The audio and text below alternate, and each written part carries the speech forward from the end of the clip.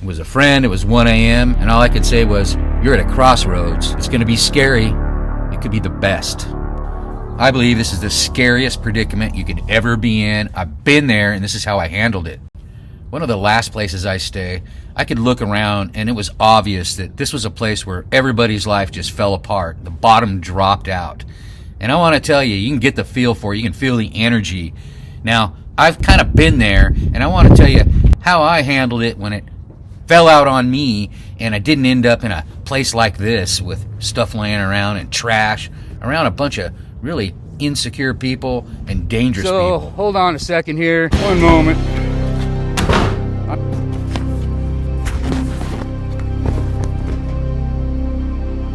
You all cool? You know, the real videos, you gotta do them when they're fresh in your mind and fresh out of the experience.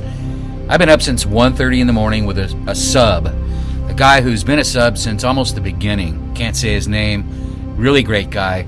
And he went through yesterday what I want to call hell or pre-hell.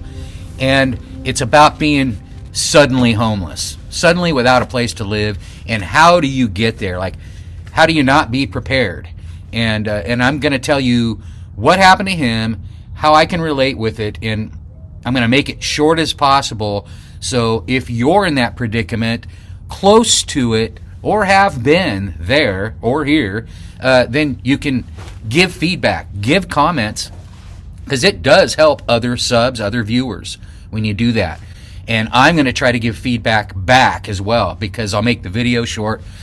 He, yesterday, was in a situation that I think so many men and women are in right now and have been ever since about 5 years ago. And I talk about that a lot.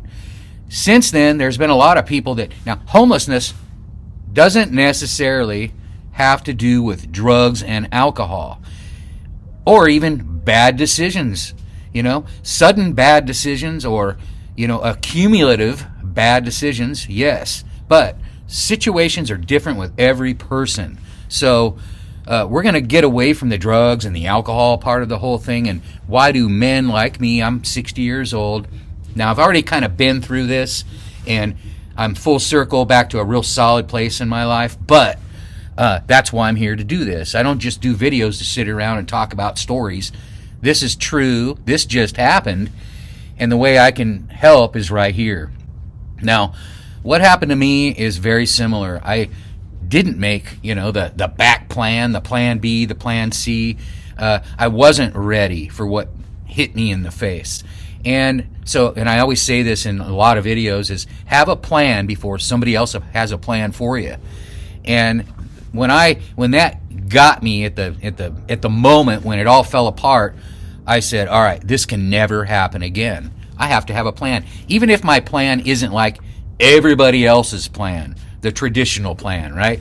And, you know, if you know me and watch my videos, I've been kind of living outdoors doing this thing for almost my whole life. Since I was 18, I'm 60.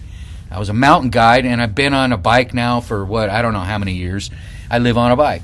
But this guy last night says, Darren, what did you do in this situation?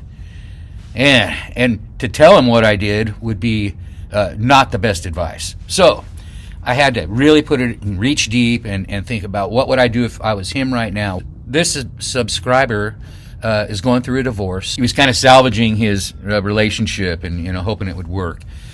And by getting comfortable in that, and, you know, for the last couple months, he was just figuring, okay, it's going to be okay, and I don't have to make a plan B. And there's a lot more in this story. He's sitting there without a plan B, and he gets sudden notification after an argument about, and this is how it happens a lot of times, about politics. And it wasn't about money, it wasn't about drugs or alcohol, it was about politics. And so that's a big deal right now. And since the thing a few years ago, that's a lot of people, a lot of families have fallen apart. So bottom line, he's found himself out there with pretty much nothing. They only had one car, so she has the car. And it doesn't really matter. You could be anyone in any situation, and just overnight everything changes and you're out there.